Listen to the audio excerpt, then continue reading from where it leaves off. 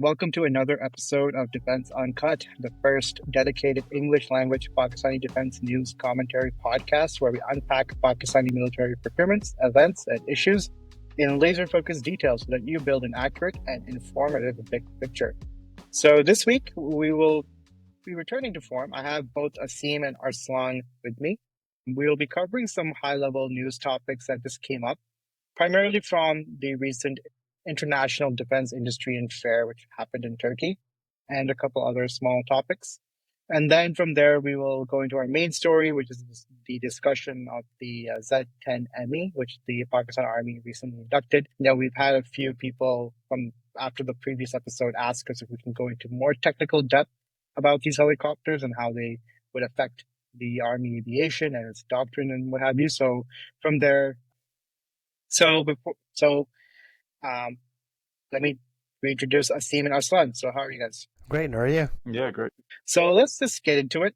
So one of the big topics that came out of IDEF 2025 was that Indonesia apparently has finalized its deal with Turkish Aerospace for the 48 Khan fighters. For some background, in June, they had signed an MOU or Memorandum of Understanding with Turkish Aerospace for the fighters, 48 aircraft for about $10 billion USD. We weren't sure if this was a genuine deal or just some ceremonial posturing, but it turns out that at IDEF, they actually signed a series of final contracts. So among these, it included, for example, the industrial and co-production supply chain integration deal between Turkish Aerospace and Indonesia's state-owned companies. I believe it included basically the purchase agreement. So it seems that it is a pretty valid contract, and it seems that it's going ahead for now.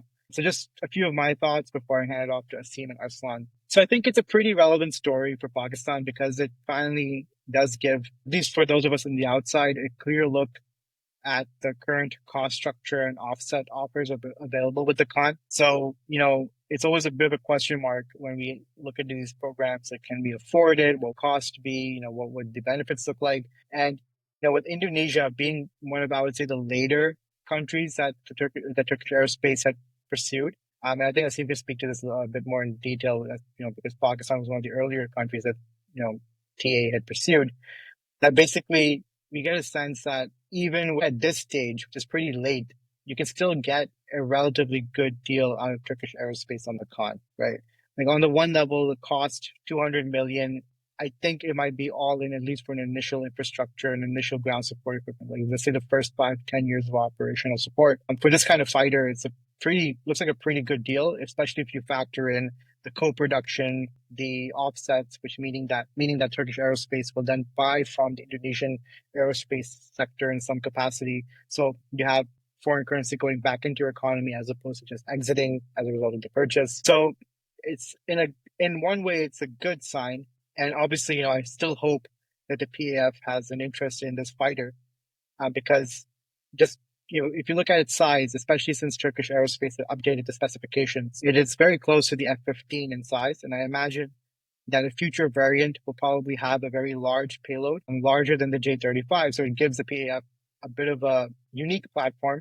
So as opposed to being restricted with a multi-role next-gen, it could also have a strike-oriented next-gen fighter. I mean, obviously, the Turkish aerospace industry is also engaged in a lot of ecosystems. So, they have 2 ramjet-powered air-to-air missiles in development, which is, I think, very interesting. And that's in addition to, the whole ecosystem of drones, loitering munitions, precision-guided munitions that we can also get in on. So yeah, those are just my thoughts, basically. So Asim, how are you? Good. So just wanted to focus on the big picture stuff first. So one of the key things that, we should look at is there's 2. So Indonesia signing this deal has basically 2 aspects, right? So on one hand, it de-risks Khan for Pakistan, right? So because there's an additional partner there, the risk for PAF now joining the program will be lower than if Indonesia had not joined the program, right? Because, 2 is a couple and 3 is company, right? But on the other hand, we do know that Indonesia was part of the KF-21 program, or maybe still is partly, and we don't know how reliable they are. So maybe they'll back, I don't know. But it does seem like that they're serious about the Khan project. So them being in the program de-risks Khan a little for the PF, which might make it a more, viable option for the PF. And the other side of this thing is because Turkish Aerospace now have a contract in hand, however, flimsy or whatever, they do have a contract in hand. Now their negotiating power with respect to PF is going to be more, right? So before Indonesia signed this contract, PF could have asked for a lot more, cost work share and, production and all that stuff. Now it's going to be a slightly tougher sell. So that's, we're winning on the end that it's less riskier, but we're losing on the end that now we won't be able to negotiate as well as we would have done before. Now you hinted to the fact that Pakistan was one of the earlier, targets for Turkish Aerospace as for to join as a partner for the Khan. And this goes back, as far as I know, to at least 2017 and 2018. That's basically when Pakistan was starting Project Awesome. And we've discussed this on a previous podcast. But PF's opinion was, or should I say incorrect opinion at that point, was that they are going to weigh Azam and Khan equally, and for at least 2 years, so 2017 to 2019, I think, they were going to study how far along Azam would go and how far along Khan would go, and then they would decide on one or the other. I think that was the plan initially. But unfortunately, it does seem like Azam went nowhere, and then PF also backed out of Khan.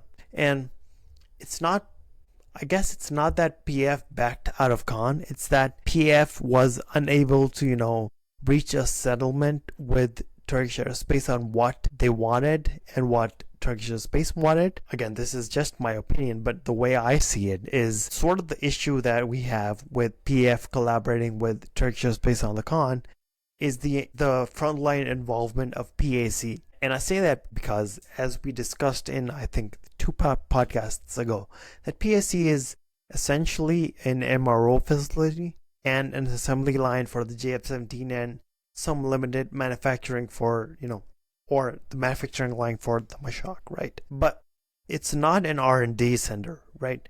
It tries to be that, but it's not really that. On the other hand, we do have a whole family of SPD organizations that are essentially R&D organizations, right? But they operate under a very, very strict veil of secrecy, right? And and what happens is whenever the people from Turkish Aerospace come to Pakistan and they want to collaborate, they're like, hey, maybe we want to go to such and such organization in within SPD.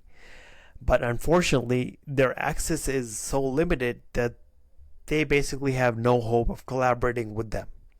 But it's them they should be collaborating with. So that's the unfortunate part. And they end up having to collaborate with PAC, which has very limited R&D capacity, right?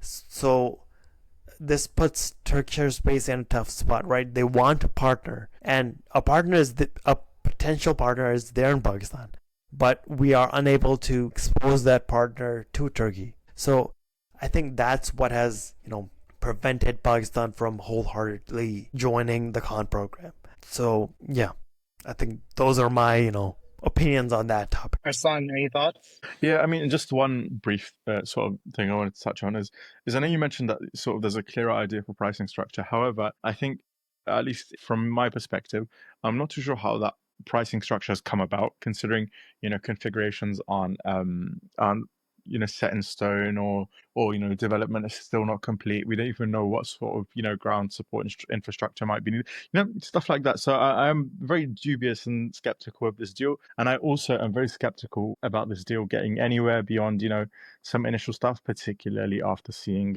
Indonesia's history with other similar programs like the KFX. That's a good point. I think so. That's going to be one of the challenges for Turkish Aerospace, right? They know. So here, I think there's like a broader discussion as well we can get into in a later episode. But, with Russia sort of being sidelined as a defense supplier due to the war in Ukraine on one hand, and with the US and Europe maybe not being as well aligned with the Middle East, North African, and Southeast Asian markets as they used to be, we have a situation where there is a market opportunity for new entrants, primarily China and Turkey, and they have to operate from two very different approaches. So China, as a result of being the industrial factory of the world, has the ability to scale and drive economies of scale very effectively, especially when their domestic user base is on board with the defense program. So I think with the J-35, when you have both the PLAF and the PLA Navy involved, there's a pretty good chance you're going to see a pretty high order number very quick. And you compound that with the China's strategic need for this fighter. They have no alternative, right? They have to go in-house for every single project that they have. You also get that demonstrated, proven R&D, like certain R&D commitment and production commitment for as long as that exists, which helps basically drive the costs down and gives you a pretty competitive package from a pricing standpoint. So that's the angle China's coming in, right? The Turks, they have the R&D chops, right? Definitely. And they have, from a design standpoint, they can show and demonstrate very effective designs and, prototypes and what have you. But when it comes to economies of scale, they cannot do it individually. So they depend on the partnership model. For them, so for Turkey, export growth is, I think, it's not just an issue of goodwill. It's actually contingent on them finding partners amongst their customers who can then sort of form a consortium. I think for Turkey, their vision is to be at the helm of their own Airbus as opposed to building their own Boeing. Right? So China has the flexibility of building its own Boeing, which has multiple Boeings for all intents and purposes. However, the Turks, they need to then build a consortium because on their own, they cannot sustain a project like the Khan, or let's say they can sustain the Khan, but then beyond that, it's going to be tough to go to the next project because you have to sustain the scale for that one. And you're still paying off for the R&D overhead of the Khan, right? So even with that Indonesian order, I would say that it's still not enough, right? They would still need another one or two big orders to drive this forward and to get some level of, confidence in the program. On the other hand, yeah, I agree with you, Arslan. I think the pricing structure and all that is dubious, but even with that, it's still an idea, right? It's still an approximation. It's just maybe unfortunate that Indonesia was the one to sign it because of their equally dubious track record with this kind of stuff, most notably the KF-21 program. However, better that than a $300 million figure at this stage, because then you still have created some space, a reasonable amount of space for those delays and cost overruns from 200 million per unit. If you start at 300 million per unit, then that's then this program has some severe issues. At 200, you can still have some margin to go to 250, 270 million. And for this kind of design, I would say that because given its size and potential strategic value, if its strike variant is materialized, could justify that cost. However, as a caveat, I would also caution, and this might be a cautionary tale for potential customers, that the Turkish Air Force itself has signed on to the Typhoon, right, from Britain. So obviously, that's a different discussion, and you can argue that we have our interim requirements. But when you're a country like Pakistan, where you don't have many options, that kind of signaling in itself could be a bit of a red flag for them, right? Because they would then also argue that, well, you're asking us to be a partner in this program, but your principal partner is clearly putting aside a few $1 billion for the Typhoon, right? So how can we go all in if they're not all in? And I think that's another issue that might, and obviously it's not like you can't use this to sort of validate the PEF's decision from 2018. That's a different time, and Turkey was not looking at the Typhoon or the F-35 because they're kicked out of both of them, essentially. However, at this stage, I think that is going to be the refrain that a PEF decision maker is going to have to keep bringing up. So, well, how do I know you're all in? Because now you have a backup that I don't have access to, necessarily speaking. Yeah, and I mean also until it's in production and flowing off the production line in some reasonable numbers, there's always going to be skepticism, right? Look at the Su-57. We're at very, very low numbers even now. Russia's managed to design something, but they've not managed to produce it. Yeah, and one more thing. Turkish Aerospace has laid out a very precise plan in terms of blocks for the TFX, and this MOU and this contract is very scant on any kind of detail on what block Indonesia is signing on for, right? And I think that's a red flag as well, because I believe I remember reading somewhere that even the PF said that they wanted Block 30, and they haven't even signed any deal so far. So Indonesia should have, at least decided what block they wanted. Absolutely. So on to the next topic, and we'll be pretty quick with this one. Turkey revealed apparently a hypersonic missile with the Typhoon Block 4. Rather, it is a ballistic missile. We're not sure about the specifications, but we've heard reports of it weighing around 2.5 tons and being about 6.5 meters in length. Again, it's a bit dubious for this kind of design. The range could be anywhere from 800 to 1,000 kilometers. I think just at the broadest level, because I'm not too sure about the specific missile in itself, but it does remind me of one of our early episodes where we said that, or discussed rather, that if Pakistan was to have its own hypersonic missile program, that it would be primarily a ballistic missile-based solution, right? I think the P-282 project sort of hinted towards that. So I think it's quite interesting that I wonder if Turkey is a bit of a prelude to us seeing more and more countries start parading quote-unquote hypersonic missiles, which are basically like these tactical ballistic missiles which have some sort of hypersonic quality at some level of their flight path. But I'm not sure if we can determine if these designs are genuine hypersonic solutions. What are your thoughts, Asim?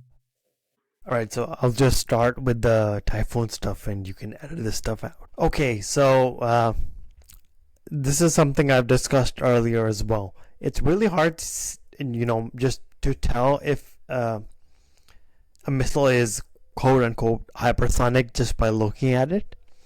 Let me just give a little background. This phrase that all ballistic missiles are hypersonic is thrown around a lot.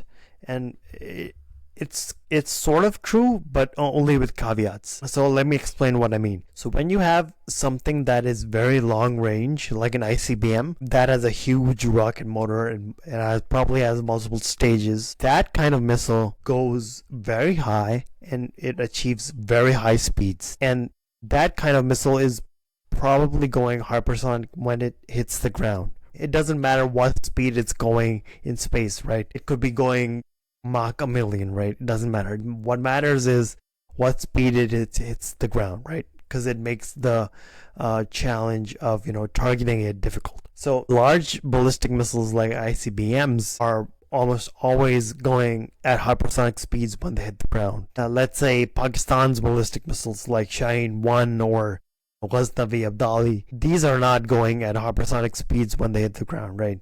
Maybe Shaheen-3 is going at hypersonic speeds, but I'm not even sure if that is going at hypersonic speeds, right? Because it's not a true ICBM.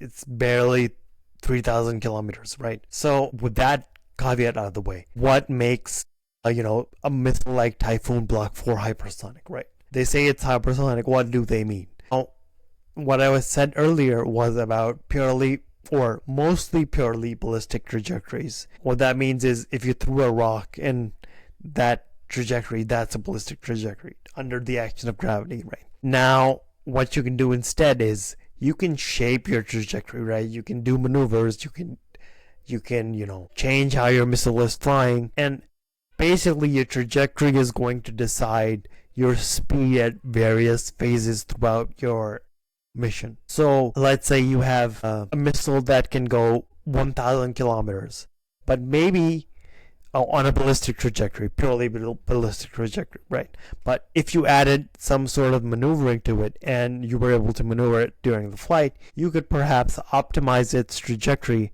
so that it maybe doesn't go 1,000 kilometers, maybe it goes 500. But now it hits that spot 500 kilometers at Mach 5 or something, right? So that's what we mean by, shaping the trajectory to achieve hypersonic speeds at impact. That's one way to do it. Another way to do it is to have some sort of rocket augmentation, like the Fatah ballistic missile from Iran, right? They added something like an apogee kick motor to the warhead to speed it up once it is about to hit. So you might use a combination of these two things, or you might just use one. My point is it's hard to look at a missile and say it's hypersonic or it's not hypersonic. So if Rocketsan is saying it is hypersonic, you just have to take it at face value, right? Because You don't know what trajectory it's supposed to fly at. You don't know what materials they're using, right? Because if you're entering the atmosphere at, at very high Machs and you're hitting at, Mach 5 or something, obviously you need materials that can withstand all that, heating, right? So the materials and the trajectory, those are both things that you cannot tell by looking at, the design, the shape of a missile. It's just going to look like a regular missile, right? So I just wanted to, clear that out. Okay, so let's to the next topic. So there was an article recently on The Economist suggesting that the U.S. likes working with Field Marshal Austin Munir, and that there might be a bit of an upswing in Pakistan's broader security and political relationship with the United States. So the article specifically mentions that the U.S. is considering the sale of armored vehicles and night vision goggles to help Pakistan with its counterinsurgency, counterterrorism efforts. I think in that sense that this has not been a new area. The Americans have always been aware of Pakistan's coin/CT requirements. I mean, this is going back to the 70s even. It hasn't been a blocker per se, maybe ahead of some big ticket contracts that Pakistan tries to maybe present as a counterinsurgency solution, like the AH-1Z Vipers. But otherwise, I think night visuals and MRAPs, I think the Pakistan Army will always be receptive of them. And in turn, the U.S. will generally find a way to supply them pretty quietly. That's never really been the big issue. I think the big issue has always been if there's an upswing in U.S.-Pakistani defense ties, would it once again translate into big ticket defense contracts? And I think before we get into the possibilities, we have to sort of set the context now. So in my view, if you think about the top end of Pakistani-U.S. relations, say at the foreign policy level, yeah, sure, U.S. and Pakistani ties are probably on the upswing. And I wouldn't be surprised if, Pakistan's their top political and military leaders could benefit from using U.S. aid to help them stabilize the economy and in turn stabilize their own presence in the political scene. So sure, we could see trade deals or even more relaxed controls on areas like finance and investment. But when it comes to the defense stuff, specifically at the operational layer, when we're talking about the Pakistani military looking for equipment and hoping to use it, I think it's gone beyond what America can directly handle, because those Pakistani operational leaders, the ones who have to, actually manage combat operations, decide on what equipment to, procure and how to deploy it, they have largely weaned themselves off of American weapon systems. So over the decades, the U.S. has kept leveraging these advanced arms, like from the F-16 to the P-3 and so on, as a way to pressure the operational layer of the Pakistani military to not instigate and get into conflicts with India, to sort of set this sense that, we'll give you the equipment to deter India, but you don't want to cross the line, otherwise we're going to sanction you. And when you keep doing that decade after decade after decade, you're going to create an incentive structure amongst the people who have to do their jobs on the ground to fight, to basically not buy your equipment anymore. And as soon as they get the good enough option, that the option that gives them the right performance at the right cost, which is China, then they'll basically go towards the alternative, right? And that's exactly what happened. When the U.S. Withdrew the FMF, foreign military financing support for the Block 52 program in 2016, the PF leadership at the time, under Air Chief Marshal Suhail Aman, if you read his interviews and statements, he basically had enough of America at that point. They basically hard pivoted towards the J-10, and now we're in a point where when it comes to the next generation solutions, the PEF has, at various points said they're looking towards the J-35.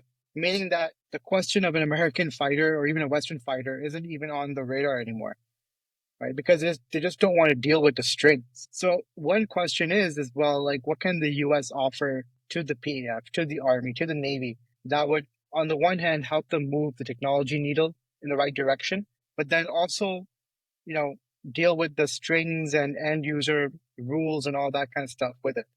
There's going to be a situation where the PAF and the wider armed forces don't want to deal with the strings anymore. And even if, let's say, a deal could be signed today under Trump, who is to say that a future administration will honor it? What about, for example, what about Congress? Will they honor it? So all these questions have basically resulted in a situation, and I think we released an article last week or so about this, where the U.S. basically handed the Pakistani defense market to the Chinese. And maybe it was because at some level the U.S. underestimated how fast the Chinese industry could advance. Maybe they didn't anticipate seeing the Pakistani armed forces, like the decision makers, make such sharp and aggressive pivots away from the U.S. or at least away from U.S. equipment. So as I see it, from where I'm standing, I think in general the Americans have likely burned their bridges at the operational layer, except for a few niche areas, which we'll get into. And also Arslan will also get into it as well. So I think the big one, I think on everyone's mind is about the F-16s. And I'm sure from the PEF standpoint, they would love to upgrade these F-16s because it's not just about the F-16s. It's rather, I think the PEF in general would want to maintain a fleet of active ESA radar equipped fighters everywhere. It makes very little sense for a relatively new fighter like the Block 52 to have an adequate radar, right, at this stage. So perhaps they're interested in something like the AN APG-83, for example, right? And they might make a play towards that. But again, it's a very specific application for a very specific purpose. What do you think, Aslan? Yeah, I mean, look, the PF has had a long love affair with the F-16. It's developed tactics and infrastructure and training routines around it. You've got a whole generation of engineers and pilots and mechanics and all this sort of stuff around it. And I don't think it's going anywhere. In terms of F-16s, I also think if things continue to stay on this trajectory, I think there'll be a follow-up, like a order placed, because I think this is also something you'll touch on. But I think alongside to gain access to that sort of upgrade package, I think particularly with like a Trump administration, they'll want something with a little bit more of a bang, right? And that is going to come from a new build deal, potentially maybe some excess defense articles bundled in with it, to create a larger overall package. Not huge numbers, but bear in mind, older F-16s are going to need to be phased out at some point. I mean, logically, it makes sense to put those same crews, same pilots, same crews, whatever, back on F-16s, but more modernized, new versions, alongside those F-16 upgrades. And also the other thing with F-16 upgrades is, of course, the question arises where they can be done. And I think as like to start off with, sort of to begin with, potentially what we might be able to see is a more publicized, a deal not necessarily publicized. Like, for example, Lockheed put out a statement saying that they've got an undisclosed customer for the F-16 Block 72. Of course, it's probably, someone like Jordan or whatever. So, they've not gone and revealed that. And in terms of an upgrade kit, that also necessarily doesn't have to be revealed just yet, or at least you can reveal it in the least impactful manner. So that way, when you reveal that new order deals in place, it's not necessarily breaking news, super duper big headlines and tons of Indian crying and all this sort of stuff. Because in terms of the Block 72 upgrade, at least the radar side, it's all line replaceable stuff, so it can all be done on the line. You could have the aircraft sitting in the sun and techs working on them.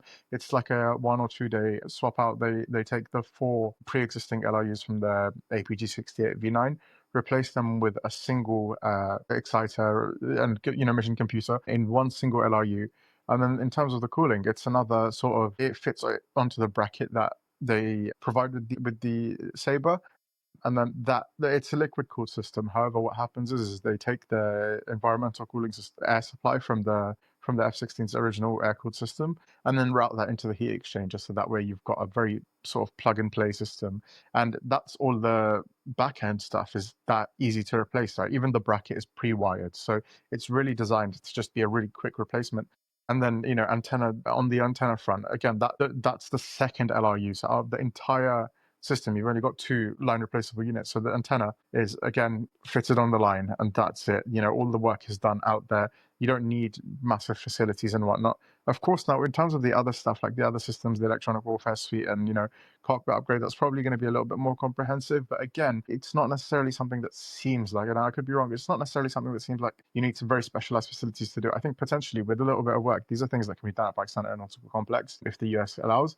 And then when it comes to the structural stuff, depending on how busy Lockheed or TAI is, potentially we can keep flying the airframes, keep them in frontline service, have slots reserved for these, SLEPs and all this sort of stuff. And then when a slot is available, aircraft will go down, go have its structural work done and return. So you don't necessarily have that downtime to begin with while waiting for a slot in the facilities. So same drop in any time. I just want to add a couple points. I think, another question people ask is like, well, if the PF can go and get like the J-35 or even additional J-10s, why would they still be interested in the F-16s, right? Why is this still coming up as a conversation point? So I think it's also worth noting that the F-16 gives the PAF that immediate NATO interoperable or NATO compatible platform that it can send into exercises like a Red Flag, like an Anatolian Eagle, and so on. Right. It's a good way of getting air crews exposed to what's still happening in the Western side of the equation. The other side is that an upgraded F-16, I think, would also provide a really good training platform, especially for dissimilar air combat training or DAC, and another training platform for combat commander school as well. Because you have that top to bottom modern Western solution would probably be a good way to benchmark against the Rafale in a very practical sense and expose most of your fighter crews who will be operating Chinese origin fighter planes to be able to train against that as well.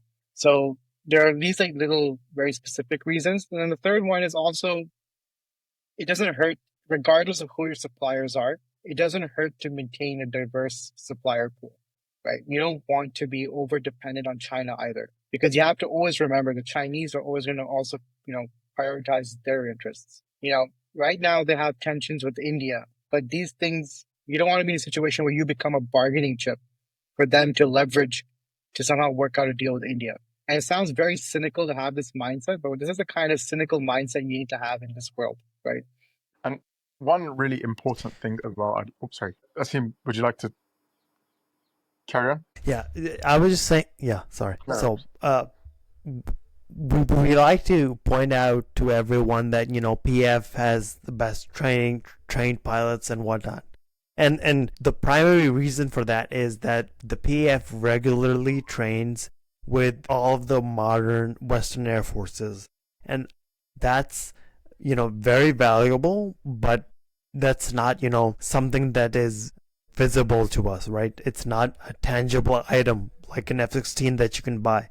But buying into the F-16 ecosystem lets you do all of that training that Bilal was pointing to, like the Red Flag, Anatolian Eagle, and whatnot, right? So that training is absolutely important for the PF, right? So for the PF to maintain its cutting edge, it's very important for that training to exist. One other thing I think people tend to really overlook is support, life cycle support.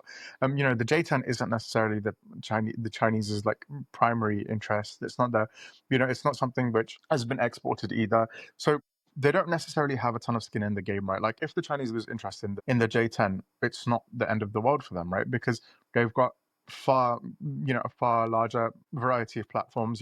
They'll eventually look to replace the J-10s. I think we can already see that they're starting to lose a bit of interest in the platform as well, through them transferring production lines to other facilities, keeping their primary production facilities and design houses for the next generation of aircraft. So if anything's going to go, the first things that will be to go from the Chinese are, the older flanker designs, and then the J-10 series, whether it's, of course, we'll start off with the A and then eventually the B will be gone. Whereas with the F-16, you've got guaranteed support for another like 40, 50 years. The current production line, I think, is backlogged by a very long time. But on top of that, that's a global user base, meaning Lockheed has a vested interest in continuing to support the platform, and so does the US Air Force, because they'll also be using the same aircraft. So for the next 40 years, and also bear in mind, Lockheed is exploring a second SLEP upgrade, and it's very likely that they'll introduce another extension, and that gives the F-16 potentially another 50 years of service. It's insane how long this platform has been around and how long it will stay around and relevant and also supported. We can't guarantee this for the J-10. In 10 years, we don't know whether, the Chinese will still be interested in supporting the J-10. We don't know whether that support will dry up, because now we're seeing this with the JF-17 program is the Chinese are losing interest, support is drying up. Like now what? Costs will start to shoot up, we'll have to start, looking elsewhere for equipment and spare parts and all this stuff. It's a real sort of gamble. Whereas with the F-16, we've got this assured 40, 50, 60 years of support from the OEM, from other partners. So there's that. And also the other thing I wanted to touch on is in terms of cost. People tend to look at, oh, we can get J-10 for 70, 80 million. An F-16, again, 50 years of service, 16,000 hours, you're not going to get that from a J-10. In fact, if you look at it from like a depreciation perspective, I did a calculation on this, rough calculation based off FMS sales. I think an F-16 in terms of depreciation per flight hour works out cheaper than a JF-17 even, because you just have a far longer lifespan. in terms of hours, whereas something like a J10 maybe 6,000-7,000, something like a JF17 about 3,000 hours. So it's not comparable. Also, people tend to look at it from the perspective, oh, okay, look, J10 did this, killed at 200 kilometers or whatever. But again, people, we have a habit of really downplaying capabilities. Oh, F-16's got an ASA, and AMRAAM shorter range, blah blah blah. But these numbers don't necessarily mean a lot, right? Because we don't know anything about the context and the scenarios where these numbers have come out of. If you get if somebody says, oh, J10's got a 200 kilometer, 300 kilometer range radar, F-16's got a 280 kilometer range radar, that means J10's better. This is as good as nothing. This talking point is rubbish. It's useless. We don't know anything about the JF-17's, the J-10's capabilities. We also don't know a ton about the F-16 72's capabilities, other than it's the most advanced F-16 variant. It's designed to face high-end threats, and it's using technology derived from the F-35 and the F-22. In fact, I believe Lockheed said about 95 or 85% of the software stack for the Sabre comes from the APG-77. So not Lockheed, Northrop Grumman. So there's some serious work that's been put into this upgrade, and it's obviously designed to be a very high-end, very capable system. Discounting it as, oh, okay, look, we can get J10s, I don't think is necessarily the best approach. Yeah, another point I just want to emphasize on the hours, the lifetime hours. The standard F-16 CD Block 52 comes with 8,000 hours out of the box, right? That's a solid 30, 40 years of service right there. And now Lockheed Martin is offering a service life extension plan that adds 6,000 hours. So now you're stretching your airframe life to 14,000 hours. So that's another 20 years on top of that. And then what I saw noted was that there's another SLEP being studied right now that'll extend it even further. Yeah, and as I said, you've got that. So one thing I did highlight was that one area of potential interest to the PAF would be air defense systems, primarily the NASAMs systems, so basically the ground-launched AMRAAMs. So the PAF already has a large stockpile of AMRAAMs available.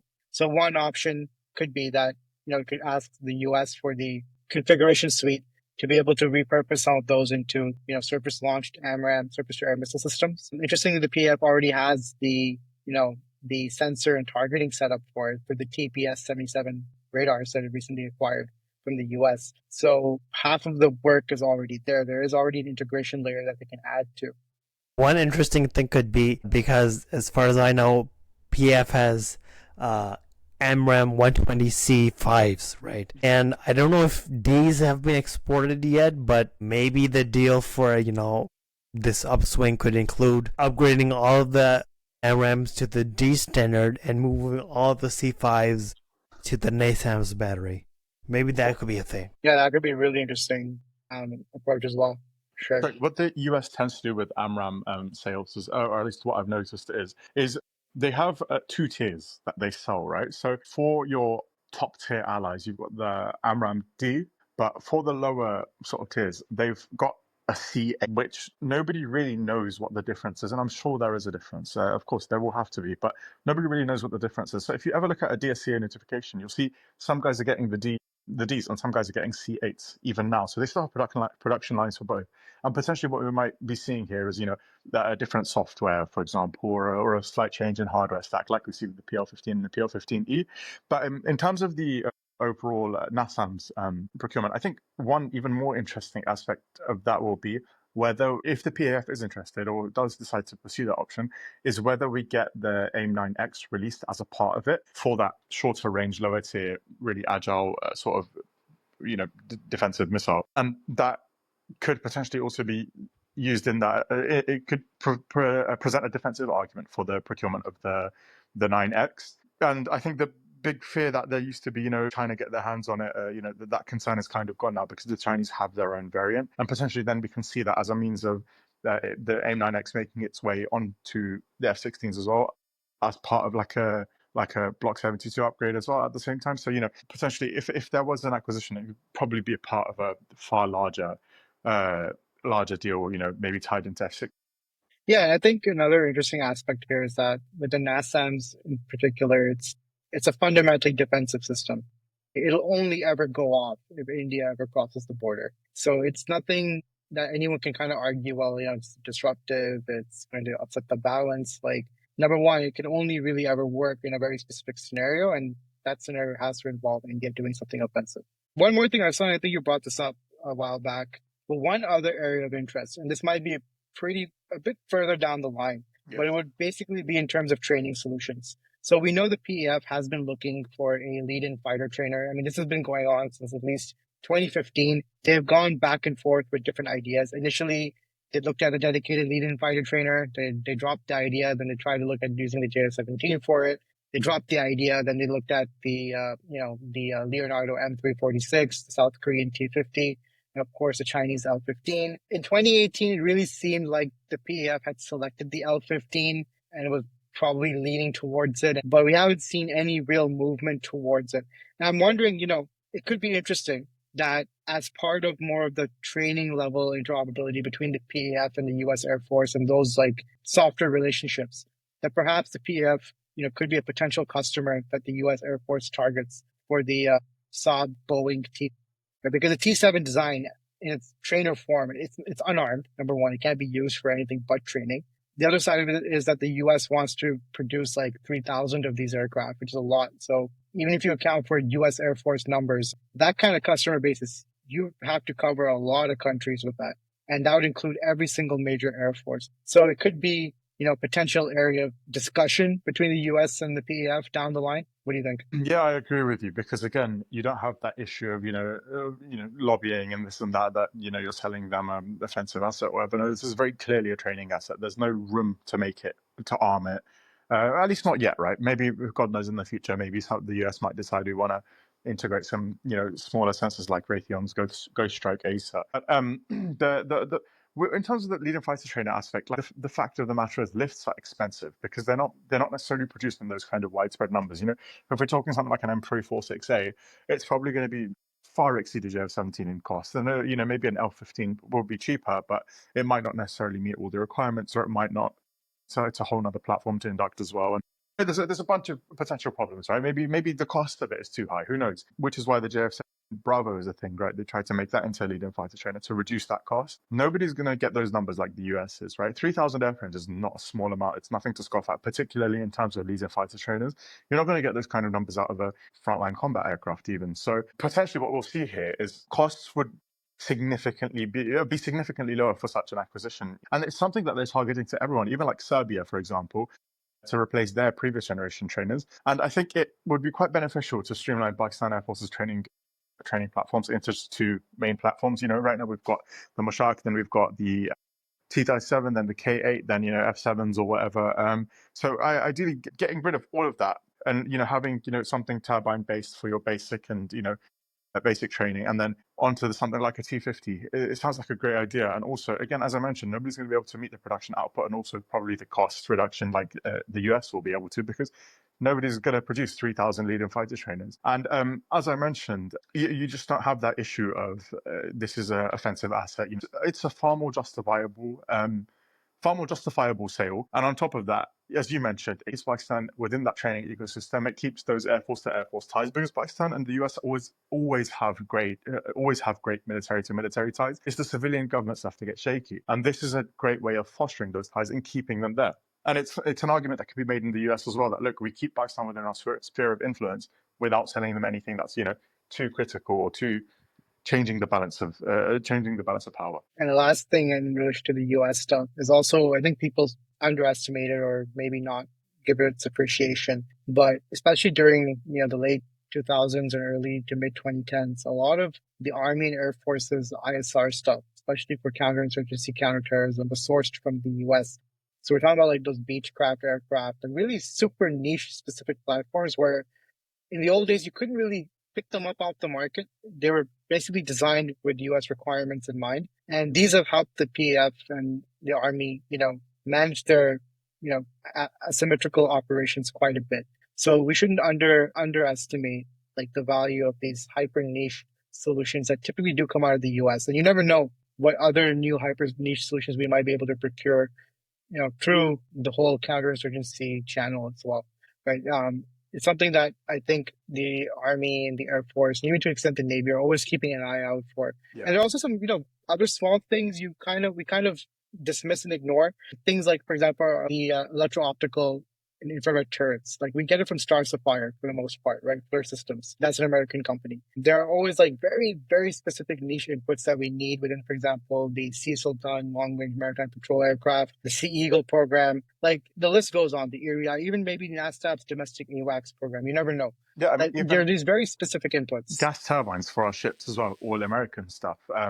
That For the Milgems, yeah. Yeah, and obviously for the Jinnah as well. So it's not something that we can just ignore. But I think you make a really, really good point there. With that, I call it the shadow fleet, right? Because it's something that nobody ever talks about. Is the special counterterrorism ISR focused equipment that we have, the King Air 350s and all that sort of stuff. I think this is nobody else really produces this kind of stuff, right? This is very much a US war on terror focused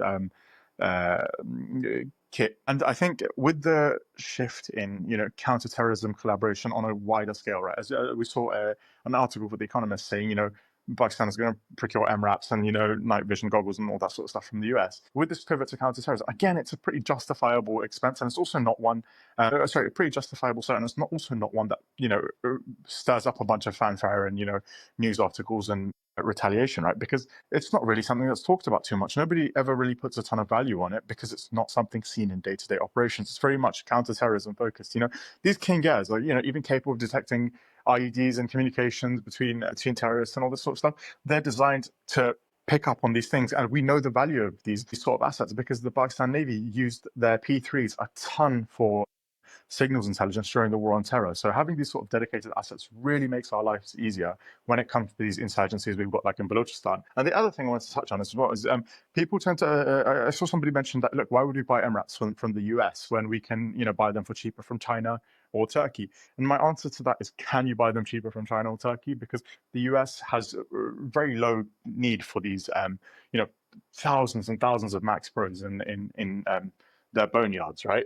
These are all excess defense articles, and I'm sure they've got a ton of other variety of MRAPs as well. And an amazing example of this is the UAE, I think, was to procure about 4,700 Max Pros at a cost of about 560 million. So if you do the numbers, you're not going to get any cheaper. And that was with upgrades and all this sort of stuff for a platform that the Pakistan Army has been using for a while. They know quite well, and we can look after in-house. So there's a lot of room for collaboration here, money saving. I agree. And I just one last point is that, people might also have a bit of a refrain with the counterinsurgency, counterterrorism stuff. The one unfortunate problem that we have with Pakistan, and this goes back since like 1947, is that we've always had this unstable tribal belt. And there's always some issue that keeps arising that creates instability there. So now, before it's not a discussion about root causes and what should be done from a moral, justifiable standpoint. I'm just looking at it from the perspective of a military planner. As far as they can see, that this is a structural problem. It's a structural security issue. Today, it's one issue. Tomorrow, it'll be some other reason. But there'll always be something causing an insurgency in this belt area. I think when you're in that reality, any low-cost counterinsurgency equipment of good quality is a good gain because it frees the budget to be used on the conventional defense equipment, as opposed to having to pivot money away from your UCAV project and putting it towards like more EH4 style drones for like insurgency. Like any equipment that you can get that helps you buy tanks instead of MRAPs is a positive gain. So I think that's also the mindset maybe some military planners are coming in with when it comes to the US. Is that, look, if we can get 2,000 MRAPs, we're good. That's a big gain. So then, speaking of counterinsurgency, counterterrorism, but not directly related, but adjacent to it, is our main story, which is the official induction of the Z-10ME attack helicopter. So we touched upon it last week.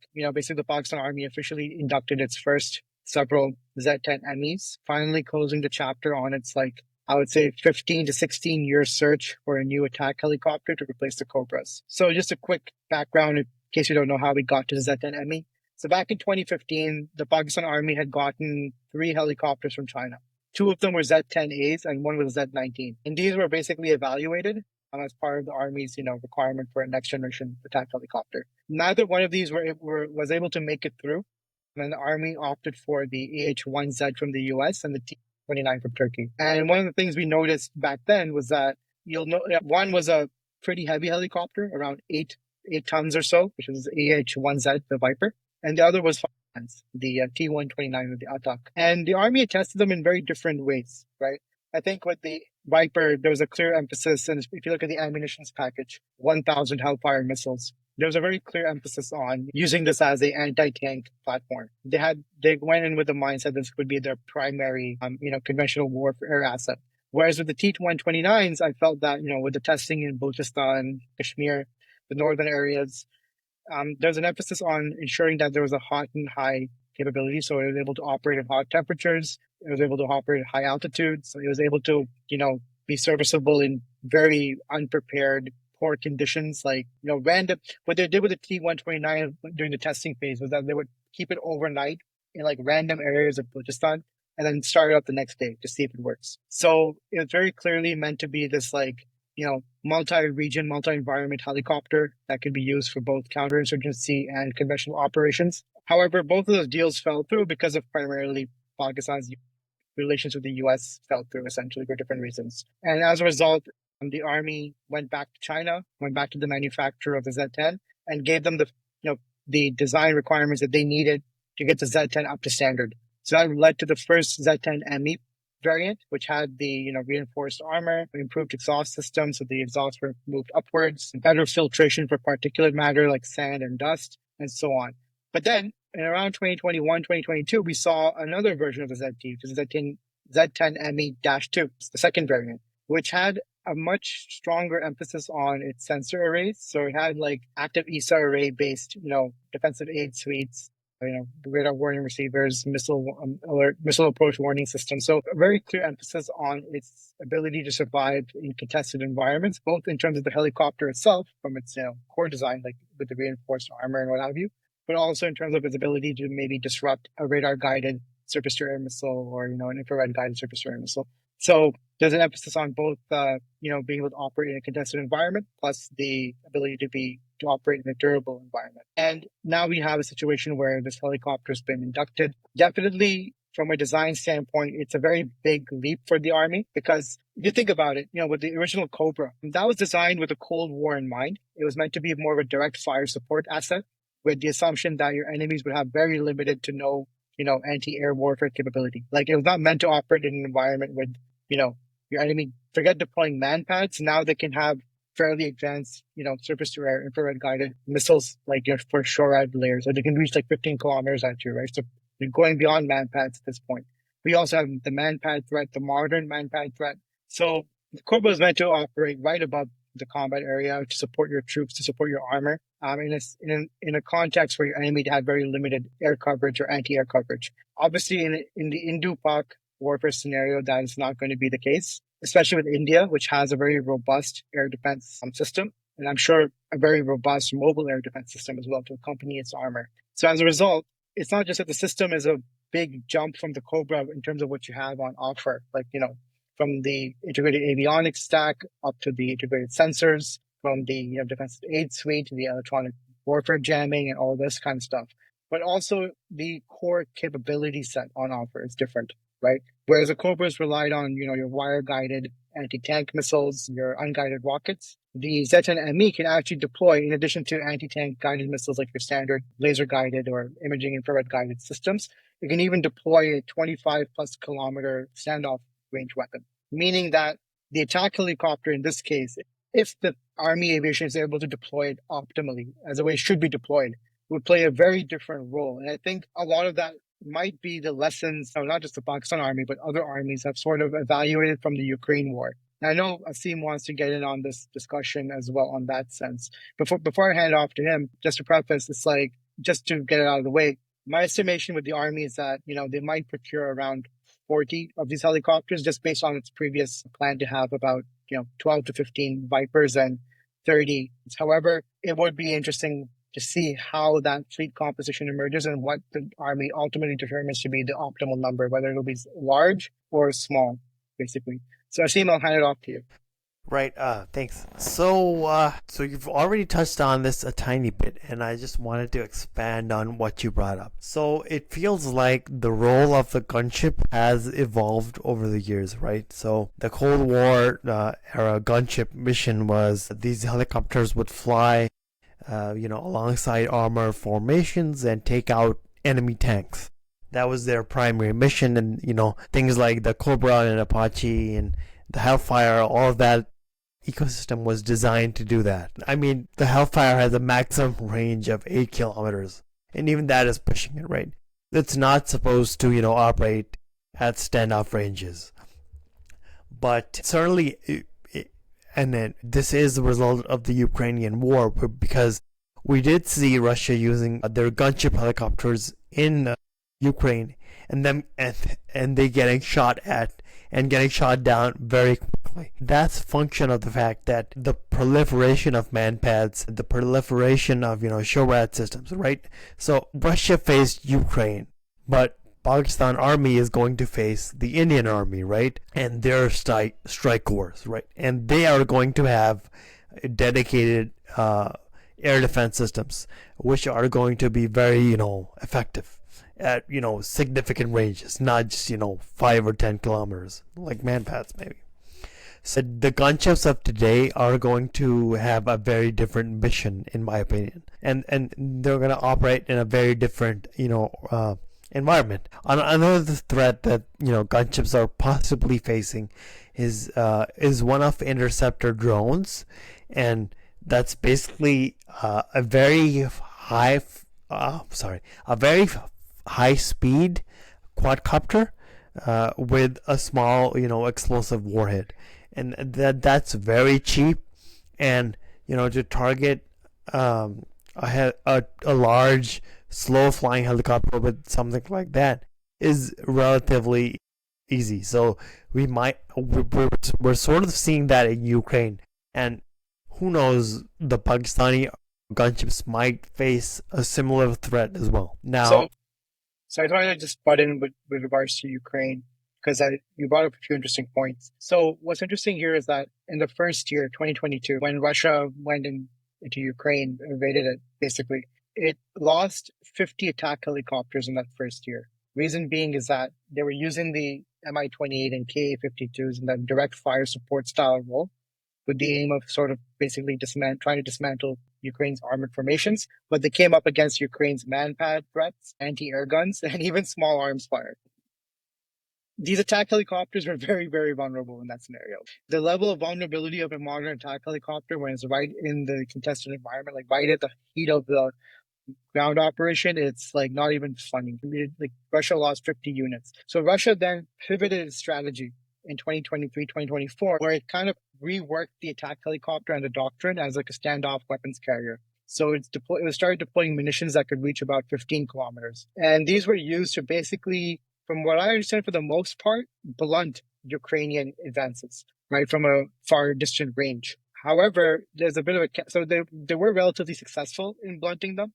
When Ukraine started saying that these attack helicopters started becoming a problem for them, this is when they started to really stress on the need of having fighter aircraft like the F-16. However, it's kind of hard to know whether it was that Doctrine that made the attack helicopters effective, or the fact that Ukraine got really good at using guided artillery to kind of dismantle the forward operating bases that Russia was relying on. So part of the strategy of Russia having to move its attack helicopters back might have been a result also of Ukraine being very effective with mitigating the ground environment for the attack helicopters to operate in. So basically, the attack helicopters had to be stationed even further back, necessitating even longer ranged standoff weapons. I thought that, so basically by 2025, Russia's attack helicopter losses went down to 10. But it's a bit of it's not really, we're not sure if it was like an earned victory in that sense, whether it was because of the attack helicopter Doctrine becoming more effective, or because that they lost out in some other areas where they could have used the attack helicopters more aggressively. I just thought it was an interesting thing to put in. Yeah, very good points. And just to add to something you said earlier, the Z-10ME, which was probably a result of the Pakistan Army Aviation, giving the manufacturer some requirements, came out many years ago. But we're only seeing the induction of the helicopter in 2025, and that should tell us something, right? That probably tells us, as you pointed out, that there's a second version and it has more sensors and whatnot, that the Pakistani Army Aviation is cognizant of these threats, and this helicopter is geared towards this new mission set, because in the press release, we saw the helicopter with the CM502KG, right? The standoff missile with the 25-kilometer range. These gunships are not going to be, in my opinion, not going to be used as the Cold War, mission set, where, as tank busters. I think these are going to be used more as hit and run, in hit and run attacks on high value targets, right? Maybe command vehicles, command posts, maybe some SHORAD systems, right? So you want to take out, high value targets with these, 25-kilometer range missiles. These are not going to be spent on tanks, right? And I feel like the tank busting role or that mission might be shifting to things like loitering munitions or something else, right? Because that mission or that requirement is still there. Yeah, and it's worth remembering, like, when it comes to tank busting, it's not just the attack helicopter that would potentially do it. It's basically your tank buster is your anti-tank guided missile, and those can be deployed from land, from your infantry, from your vehicles. Like, I know Heavy Industries Textile is trying to get in on the armored fighting vehicle manufacturing line. So with the FARS program, for example, it's been trying to push the Viper infantry fighting vehicle. And these designs are inherently meant to be able to carry anti-tank guided missiles as well. So that's one vector. The other launch vector you have is obviously drones. And I think there's two sides to this. One is like using the, Shepherd 2, Bayraktar TB2 style, drop drone, basically just like fly over the armor formation, take them by surprise and try to knock them out with your anti-tank missiles. Whether you succeed or not against SHORAD coverage remains to be seen. The other one is you can use FPV drones, which I know the Army is now getting in on pretty heavily. You have your loitering munitions. So you have so many different vectors for anti-tank warfare specifically. Really, this is an interesting question, right? Like, how is Army Aviation intending to position itself now with the Z-10ME? And I think it goes back into that. It's like a bit of a deeper question, but we have an article that will come out by the time this is, live for some people. I would say around Tuesday. The article will come out on Tuesday. Is that it's a question of low-level air power, not so much the Z-10ME in and of itself, but like what the Army Aviation and by necessity also the PAF have to do in order to take control of the low-level air domain. So, we saw on May 7th that there was this high-level air domain, right? Which with the engagements between the fighter aircraft and trying to maintain high altitude air control. But then there's this low level air control situation happening as well. And I think maybe if they thought about it, and I think they have. Army Aviation does work with the PAF. I think the thought is like, what assets would they need to be able to operate at the low level? And one of the things that Russia did in Ukraine, which is really interesting, which I just thought was like a bit of a mind opener, basically, was that in addition to their attack helicopters, they had configured a few of their Mi-8s for the electronic warfare role. So basically, they have these rotary special mission aircraft that would operate alongside the attack helicopters to help create these these open, safe corridors for the attack helicopters to operate in, so to be able to carry out their standoff weapon strikes. Which I just thought was such a evolution of the low level of the rotary attack helicopter doctrine that it's such it opens up that conversation then, because when you start digging into it, you find out the Russians also used some of their fighter aircraft to help build those safe corridors as well. Those corridors were only active for temporary periods. They were crucial in creating enough space to be able to maybe thwart a Ukrainian advance at that moment. But the fighter aircraft had to step in with their own standoff weapons to be able to maybe dismantle the SHORAD units, to be able to identify and knock out some, radar units and that kind of stuff. So it's a much more complex picture than just sending an attack helicopter to go and bust a few tanks. It's a much more, I think the Army Aviation is now the cusp of its own little evolution, basically. Yeah, and speaking of special mission aircraft, a special mission role that these, gunships could take on is the control of swarms of drones or loitering munitions, because it's one of the few airborne assets that carries two people, right? So you have the JF-17B, and then you have the Z-10ME, right? And maybe a few, versions of the Mirage and the F-7s. But primarily, there's the second weapons operation officer. And traditionally, she would have been queuing weapons to take out tanks. But I would imagine in in today's environment, their role would be very limited. So they could have the bandwidth to, given the role of, controlling swarms of loitering munitions, and, maybe they're doing tank busting through that vector, right? So that could be a possibility. Maybe that's already there. Maybe that's something PAA could look into. Yeah, so Hassan, what are your thoughts? I think, as I mentioned briefly last time as well when we spoke, is it represents a whole doctrinal shift, right? And also a training shift.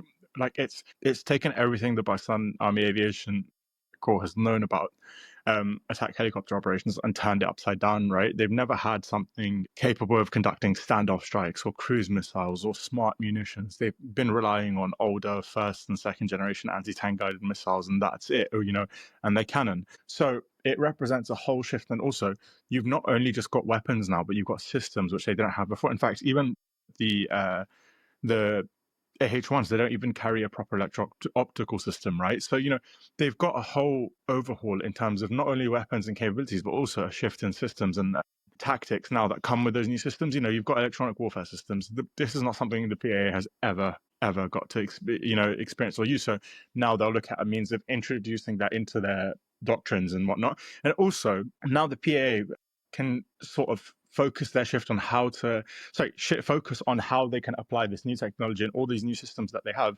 in effectively conducting anti-tank operations, because it's pretty clear these Z-10s aren't, or Z-10s aren't here for counterinsurgency. They're here for a very high-end, high-intensity combat sort of role. Absolutely. And I think, this goes back into a deeper discussion where it's not just about the PAA anymore. It's really about the whole low altitude air control domain. So basically, in May 7th, we had the PAF and the IAF square off for arguably trying to control, let's say, the medium to high altitude segments of the battlefield. But then on the ground or closer to the ground, you have the low altitude segment, right? And I think that in itself has its own unique story or situation that's emerging, because it's like this one, the low altitude space is probably much more dynamic, because you can have control one day and maybe lose the control the next day, depending on how both sides shift and how they operate. However, I don't know if the Army Aviation will be able to control the low altitude domain on their own. Like, I think even especially with the Z-10ME, they might need some additional support from the PAF. Like, for example, the Z-10ME can operate at standoff range, right? 25 plus kilometers. But that could still be within the range of some sort of mobile air defense system. So in that sense, basically, having the PAF step in to an extent and maybe help dismantle those air defense systems, for example. Let's say, you repurpose the Block 1s, equip them with LD-10 anti-radiation missiles and provide that, suppression and destruction of any air defense support. Then with that space created, the Z-10s can operate at standoff range and basically help the Army with its land support operations. So what do you think about that? Yeah, but also one other thing you mentioned is Indian air defenses, right? And the other really beneficial thing about the Z-10 is with this sort of standoff range. You mentioned they'll still be within the range of Indian air defenses. I think we've actually got the opposite case here, right? Is the Indians are reliant on QRSAM and all these shorter range SAMs for defense of their formations and whatnot, these mobile SAMs. But I think the Z-10 effectively is there to counters that sort of that SAM coverage quite well compared to something like the AH-1, which would really have to get close. With the Z-10, you can carry out strikes from way further out, and because you're flying lower, the engagement envelope for something like the QRSAM decreases significantly. So it sort of negates that advantage as well. And also the other thing is I don't know the ins and outs of the contracts, right, but we could potentially even see equipment like the Z-10 being used for suppression of enemy air defense as well, because again you've got this low flying nap of the earth sort of aircraft with significant defensive ability. But also if the Pakistan forces are able to integrate their own systems, you could potentially see really, really longer ranged loitering munitions like the Turkish series be integrated onto them as well, and that further extends that engagement envelope to something ridiculous like 1,000 kilometers. So there's a lot of scope for expansion here. Yeah, absolutely. And I mean, like, for example, I think one munition that's pretty similar in size to the CM502 kg is the Kajim V3, for example. So, that or a variation of that, if you can equip it on board just an ME, you would have then effectively, in excess of 100 kilometers easily, which again gives you that low-level standoff strike capability. And the other side of it is that, I think it'd be interesting to see, because one of the advantages with working with the Chinese, we did criticize them quite a bit on some areas, but one advantage is that you will have, interoperability out of the box, in the sense that there's probably at least one or two Chinese companies working on, for example, rotary UCAVs that could work with the Z-10ME. So suddenly you can also expand your rotary attack surface or your attack vector coverage with lower cost unmanned attack helicopters to help complement the Z-10ME, and use the Z-10s as more of a focal coordinating battle management system rather than purely just an attack asset. I mean, you'll definitely still have the attack asset role, but what are your thoughts on the possibility of having that wider manned and unmanned teaming aspect as well? Yeah, effectively, I completely agree with you, because look, with the induction of the Z-10, Pakistan Army Aviation is shifting away from like individual units, right? Because with the AH-1, you've got no intercommunication, but you've got no data sharing, or you've got radios, and then that's the extent of our sort of networked ability. Whereas now we've got the complete opposite, right? We've got a ton of electronic support measure arrays, and basically you've got a far larger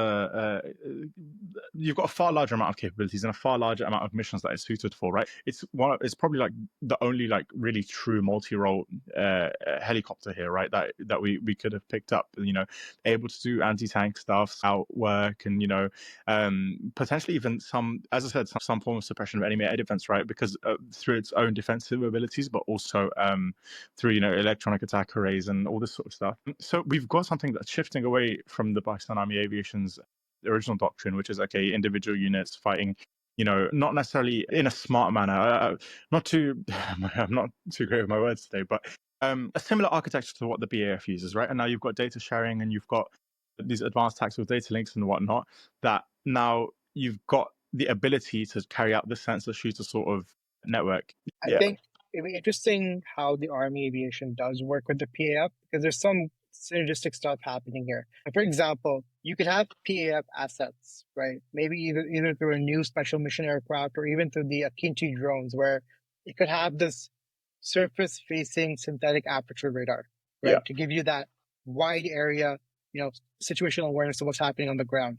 That could be fed back to both your artillery units and your aviation units. So now the Z-10ME, it'll have like a multi-layer situational awareness, where it has the SAR coverage from your HAIL Akinci drone, like your high altitude, long endurance drone. It'll have your, millimetric wave coverage, right, at the mid layer. And then you have your electro-optical coverages from the low layer, right, low level. So basically the Z-10ME crew has like this multi-spectral situational awareness of the ground, which pairs really well with their standoff weapons compatibility, because, these CM502s are not just meant to bust tanks. I mean, I think the idea would be like, hey, if there's an opportunity to neutralize, let's say, a key Indian counter artillery radar, like that's something you want to neutralize, so that helps conceal your own artillery units, right? Because that thing is going to be used as counterfire, right? As like, once it identifies a firing source, it'll tell Indian artillery to go target that. But if you can neutralize it quick enough, now your artillery has more flexibility to operate in.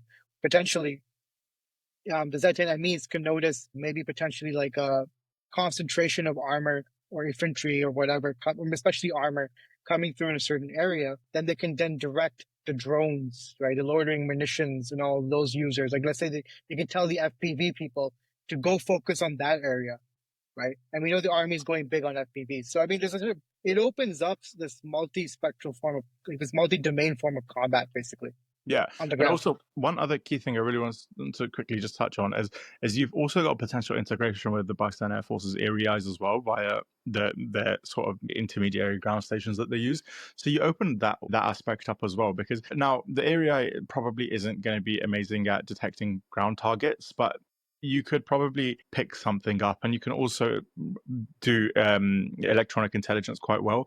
Alongside that, you would also be able to detect rotary wing aircraft, and we know that the Z-10 has an air-to-air capability. So again, this is stuff that wasn't necessarily possible before via the AH-1s is now you've got a far more integrated sort of warfare system. Right now, you could potentially have a package of like Z-10s and PAF aircraft for suppression of enemy air defense or attacking fortifications or ground units. But also for the future of the Pakistan Air Force, particularly, let's say we know that the Pakistan Air Force is standardizing on the Global 6000 and the Global Express sort of aircraft setup, and we know the Pakistan Air Force loves the area. So naturally, the sort of natural progression here is, the Global Eye is a sort of realistic expectation that at some point it will join the Pakistan Air Force, and that has a surface search radar. So potentially now you could have, AWACS is providing data for like against like ground units to Z-10s to be able to carry out standoff strikes, for example, and potentially this is something we could even see integrated into Pakistan's own homegrown AWACS, have some sort of ground targeting capability to be able to then feed data onto forward Z-10s to create that sort of combined warfare, like network architecture type thing. You know what else has a ground-facing radar? It's the King Airs, those unsung ISR aircraft that we got from America. Obviously, they're slower flying, but there are some contexts where those can be very useful as well, right? Like, if you think about your mountainous northern areas, Kashmir areas. Yeah. So, that's like a perfect zone for the attack helicopters and even these prop aircraft to potentially operate in, because there's more cluttering happening. And then basically, once you have that ground-facing system is able to provide you that mapping with what's happening, then the Z-10MEs can operate quite flexibly by leveraging the terrain around them to do some, pop-up fire and pop-back-in type of maneuvers, basically. Yeah, as you said, the use of those sort of King Air and ISR assets with radars designed to pick out clutter and pick out ground units from clutter and whatnot is the perfect combination for a perfect scenario here. And right, previously, let's imagine a scenario where these King Airs are being used currently with the AH-1s. You're probably just passing on information kind of like a ground intercept controller, whereas now you're not necessarily having to rely on that, right? Like you could probably be passing on data directly to be able to create that targeting picture for the Z-10s and forward standoff strikes and whatnot. I think the main story here is that the Army aviation in a way is going through an evolution now, and a very serious evolution. And I would be really interested in following how well they collaborate with the PAF, because again, as I noted earlier, there's so many synergistic opportunities in terms of repurposing assets, especially as you noted with like the ERIs and the potential future AWACS systems and what have you. Like for example, I think as a JF-17 Block 1's age, there's that opportunity to sort of give them a second life as more of a ground support asset. So not in providing the Army aviation that support, like top cover support, right? Being able to deter enemy flight activity, targeting enemy SHORAD or, medium range air defense systems at standoff range, providing maybe like another longer range, attack layer and all those sorts of things. So there's a lot of opportunity here, and I hope, the PAF and the Army aviation really collaborate closely to think about this as more of a shared domain, like being able to control the low altitude space, as opposed to maybe bifurcating too much, saying that, we're going to handle this and you handle this, and not having that level of close collaboration and interoperability. Yeah, effectively think of this as the Army's like BVR moment. Their transition into the BVR domain. Effectively, they've got so many new capabilities now through this procurement. You're not necessarily even relying on a direct means of targeting, right? You don't necessarily need a millimeter wave radar or your electro-optical system, right, to target. Now, of course, this is speculation, but potentially the Z-10 carries direction finding and other electronic intelligence and interception measures that allow them to target adversary equipment. For example, APS systems, their emissions can be detected up to hundreds of kilometers away. Now, that's an example of the kind of targeting we could see now, which wasn't available before to the Pakistan Army aviation. Absolutely. And there's some other potential, I think, assets the Army might be interested in. I mean, obviously, I think in the tactical troop transport, they would prefer to have like a low cost, scalable platform with a lot of civilian linkages. Something like, the S-70 or the Bell would be, top interest to them. But in addition to that, I think for them, one thing I noticed with the Russia-Ukraine war was that the Russians started reworking a few of their Mi-8s into these like electronic warfare helicopters. So you had these special mission helicopters that would operate alongside their attack helicopters to help sort of build those safe corridors for those attack helicopters to operate in. And I think with the Air Force and even the Army really investing in electronic warfare, like distributed electronic warfare capabilities, it could be very interesting to see if that also becomes a part of the Army Aviation's operations as well, to help sort Yeah. of build those like the intelligence side of it, but also the widespread jamming side as well. Well, just one interesting thing to actually talk about that was is the Pakistan Army Aviation already operates a few variants of Mi-8s with electronic warfare systems. However, the Z-10ME can actually carry KG-300, if I'm not mistaken. It from memory, I believe it can carry the KG-300G electronic jamming pod, which again, another capability that wasn't seen before, allowing the Pakistan Army Aviation to operate its attack helicopters with relative impunity or with more protection than it would have had before. So yeah, it opens up a ton of new possibilities. Like it's not just a new attack helicopter; it's a whole new system. It's it brings that we talk about this a lot. The systems of systems. It's that first step in creating this systems of systems architecture for the Pakistan Army Aviation, or just the Pakistan Army in general. But you've got a ton of new technology, a ton of new features, a ton of new tactics, a ton of new training. Everything is going to come with this procurement. It's a serious, deep overhaul. Yeah, that I think like flows into another part of the discussion, which is like what numbers we're looking at in the long run. So I mean, I think a safe number is always going to be 45, primarily because that was the number of new attack helicopters the Army had originally ordered from the US and Turkey. So 45 would be a pretty safe minimum bet, but it'd be interesting to see if it increases, because that would go into a deeper discussion about, you know, is Army Aviation potentially looking at supplementing these with unmanned rotary drones? And I think if you factor in unmanned rotary drones or unmanned attack helicopters, then that adds to your overall capability set, which reduces the need for having that many or too many crewed versions, because the crewed versions would then become more about focal command center as opposed to being always at the front having to do the combat operations directly. But the other side of the equation as well, if the armed forces leadership start thinking in terms of maintaining an offensive disposition, wanting to control the escalation ladder, then it stands to reason that investing in a disproportionately large attack helicopter fleet with the wider system of drones and munitions and whatnot would also make sense as well. So it's going to be really interesting to see how they sort of approach this. I don't think they can go wrong either way, simply because it's in the old days with the Cobras, it was like that was your main method of deploying a relatively long-range anti-tank capability. So you needed as many of those platforms as possible to have the coverage net. But that has now been significantly altered by the virtue of drones of different kinds, right?